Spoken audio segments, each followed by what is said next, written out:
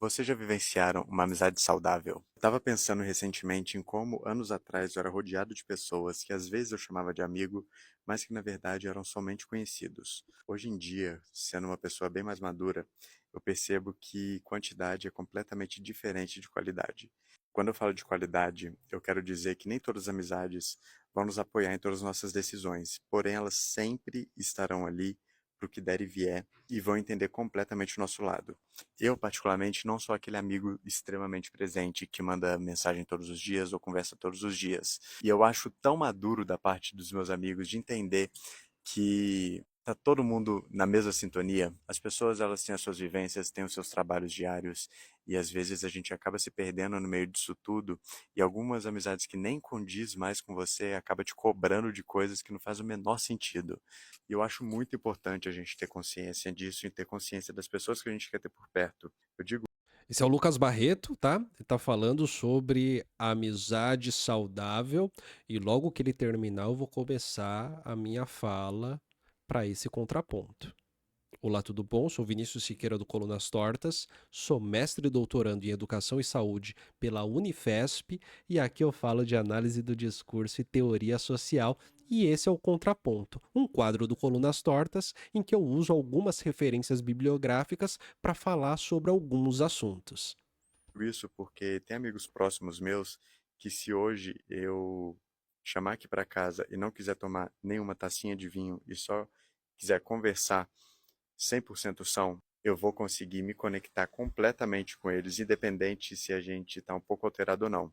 E anos atrás, algumas amizades que a gente tinha, a gente só conseguia se conectar efetivamente se tivesse alcoolizado ou coisa do tipo. O que é muito bizarro, né? Porque uma amizade, eu acho que vai muito além desses momentos de diversão. E sim também tá ali naquele momento de dor, naquele momento de ter um ombro amigo para estar ali contigo. Parece meio óbvio isso tudo que eu tô falando, mas não é tão óbvio para muita gente.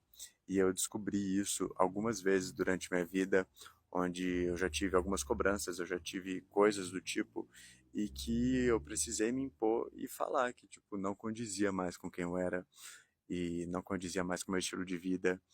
E algumas se foram, algumas ficaram, e acho que assim a gente vai vivendo, né, a nossa vida. Enfim, tô tendo essa reflexão com vocês porque hoje eu tenho um grupo de amigos extremamente seleto que eu amo muito e são amigos que estão comigo tanto para esses momentos de diversão, tanto também para os momentos de dor, para os momentos de conversa.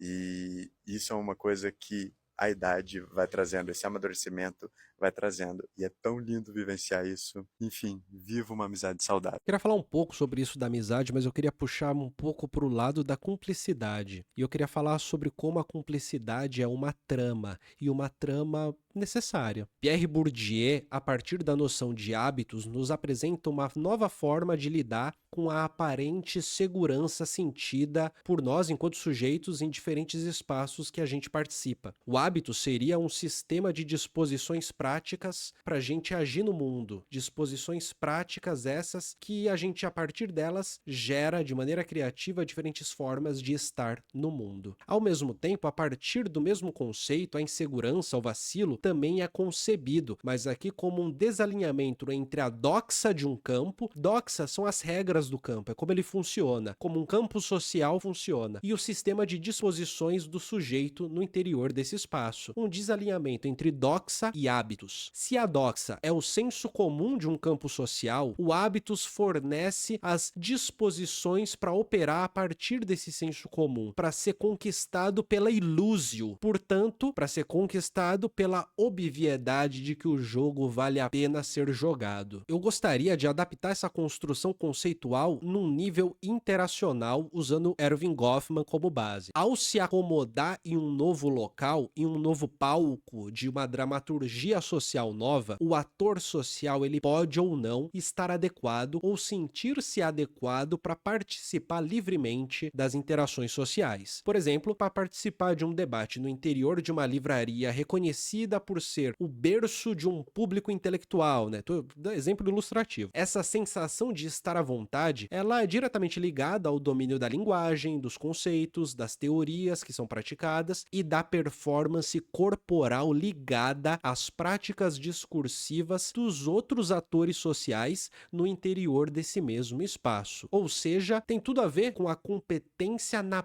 prática do discurso que ali é operado. Durante a interação, os sujeitos eles se percebem, eles percebem o outro, percebem a si próprios, mesmo que essa percepção não seja super consciente ou super planejada. Talvez a ausência de qualquer sensação de autoconsciência ou de qualquer avaliação do outro seja o sinal mais perfeito da adequação social. Tudo se passa como se fosse natural. O ator social ele tá assim cumprindo o papel que é esperado e justamente por isso ele consegue circular pelo espaço, interagir com as pessoas, se apresentar a partir da sua singularidade mediada pela regularidade do papel social. A gente é indivíduo, mas quando a gente vai se colocar no mundo, a gente é mediado pelo papel social, querendo ou não. A tranquilidade dos gestos leves e despreocupados, por exemplo, do filho da classe média artística dentro de um museu é sempre contrastada pela autoconsciência e repressão corporal do filho da classe trabalhadora que visita o mesmo museu, talvez pela primeira e única vez. O mesmo vale para a interação em locais específicos, como num bar, num restaurante, numa reunião dentro de casa, na casa de um membro do grupo. A cumplicidade que nasce da incorporação do hábitos funciona como uma trama. Eu sei que você sabe é o primeiro passo. O segundo passo é eu sei que você sabe que eu sei. E o terceiro passo é você sabe que eu sei. E o quarto passo é você sabe que eu sei que você sabe. Isso é uma trama. Isso é uma trama que eu estou usando como base a noção de formação imaginária do Michel Pechet, um analista do discurso da década de 60, que é muito relevante para as coisas que eu faço aqui no canal. Vamos ver um segundo vídeo e vamos voltar logo em seguida para minha análise. É comum entre os homens não aprofundar muito as amizades. Em que sentido eu digo isso? A gente não consegue muito conversar sobre inseguranças, sobre situações ruins que aconteceram, como a gente se sentiu. É uma grande dificuldade compartilhar assim, como posso dizer, de maneira sincera, extremamente sincera, se abrir e confiar em um amigo. Pelo menos é o que eu senti durante a minha vida e o que eu sinto também de outras pessoas, já conversando sobre isso com outros amigos meus homens também. Parece que a gente não se sente confortável e é super, assim, eu entendo isso, né? Eu vivo isso um pouco, a gente tem medo de ser julgado, de às vezes, ser tirado para babaca ali e tal. Mas isso tira da gente um sabor muito, muito bom da vida, que é de você confiar em alguém, de ter um amigo de verdade, sabe?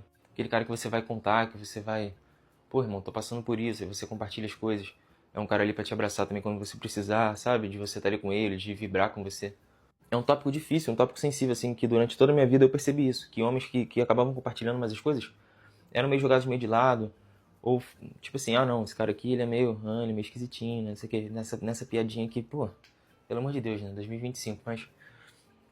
Entendeu? Acho que a gente deveria compartilhar mais e se aprofundar mais em certos tópicos. Até, cara, porque a vida é difícil. A gente vai passar por situações que são difíceis. A gente vai perder quem a gente mais ama e tal. É importante ter alguém do seu lado pra te abraçar, cara. E alguém que tenha caminhado com você, sabe? Então, Quando eu sei que você sabe o funcionamento da nossa interação e ao mesmo tempo eu sei que você sabe que eu sei, nós estamos automaticamente presentes no mesmo jogo. Esse jogo pode ser falho, afinal, são suposições sobre a posição do outro no interior dessa dinâmica social. Essa trama, ela não representa aquilo que os atores sociais pensam, mas sim a estrutura da própria dinâmica de cumplicidade. De qualquer forma, o ponto principal desse texto aqui que eu tô dando para vocês é a dinâmica em si. O ponto principal desse texto não é a dinâmica em si, mas a posição do eu que não se adequa, ou seja, do eu que não representa corretamente o papel que é esperado de si. E justamente por isso, na dinâmica, a cumplicidade falha e logo ele é apartado do convívio, como disse o nosso amigo João Pedro aqui no vídeo anterior. Ao quebrar o pressuposto da cumplicidade, a relação mais ou menos horizontal, pelo menos no nível da aceitação das regras do jogo, ela é quebrada e o jogo ele continua a ser jogado a despeito do ator social que não consegue praticá-lo. Nesse momento, o ator social inadequado aos outros, né, deixa de ser ator e começa a fazer parte de um cenário. A cumplicidade, portanto, é a condição da existência do indivíduo enquanto ator social, não somente enquanto cenário nessas situações de grupo. De certa forma, a cumplicidade pode ser entendida como uma condição ética, talvez. Se os sujeitos não se percebem como iguais, mesmo que no nível da aceitação do jogo, a ética fica comprometida. Vou dar um exemplo aqui. No bullying, a ética da vítima é questionada por não compartilhar da cumplicidade existencial dos pares. O eu sei que você sabe não funciona, porque aquilo que é sabido pela vítima é forçadamente não sabido pelos outros, e vice-versa. Ao mesmo tempo, né, o esforço dos agressores e de seus cúmplices é de isolar eticamente a vítima. Eu sei que ela não sabe e ainda por cima, ela sabe que eu sei. A exclusão, de maneira geral, talvez possa ser descrita como o momento em que a trama é travada para o sujeito excluído. Ele não sabe, sabe que os outros sabem e, ao mesmo tempo, é impedido de saber. É evidente que o verbo saber está sendo manipulado aqui, nessa minha fala, para representar o jogo da cumplicidade.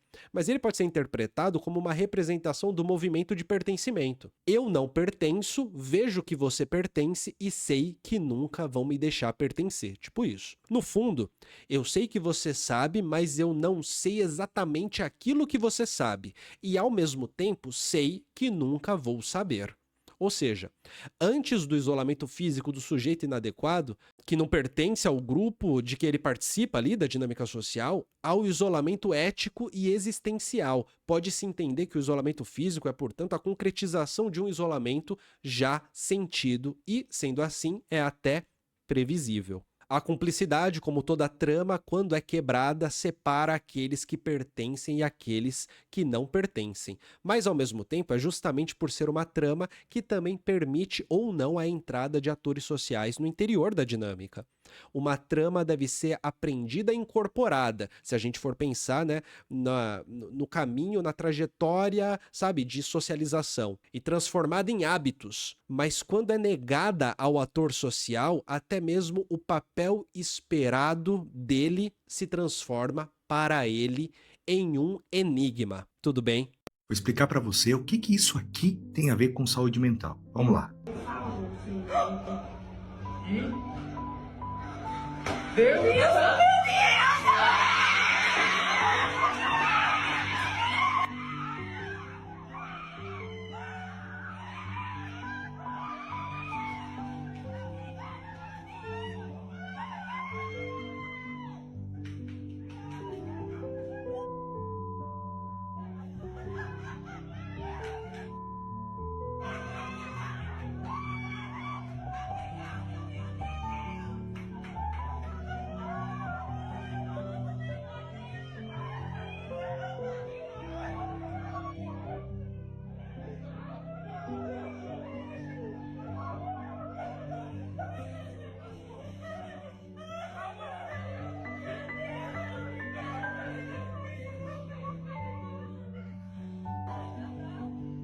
Isso aqui que você acabou de ver é algo profundamente humano.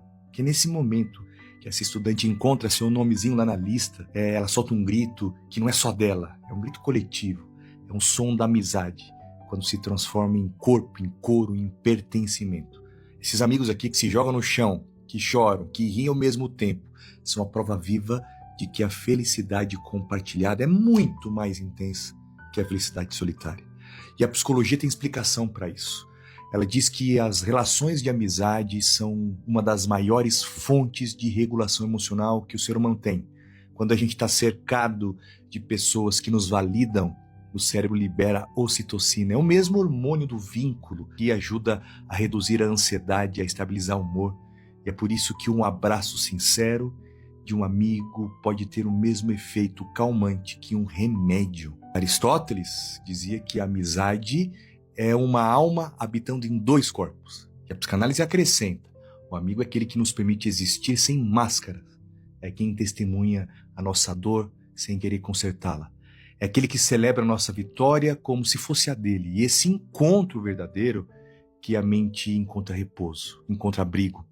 Presta atenção. Pesquisas mostram que pessoas com amizades sólidas vivem muito mais, se recuperam melhor de doenças e enfrentam o estresse com mais resiliência. Ter amigo é um fator protetor de saúde mental e física. Por isso, se tem um amigo que chorou com as suas derrotas e vibrou com as suas vitórias, talvez seja o momento de agradecer. De lembrar que ele não está apenas na sua história, ele está na sua saúde emocional, ele está no seu coração e no seu sentido de vida. Porque viver é difícil, mas com amigos, o mundo fica muito mais leve. Vídeo de Gustavo Trevisan, um grande abraço.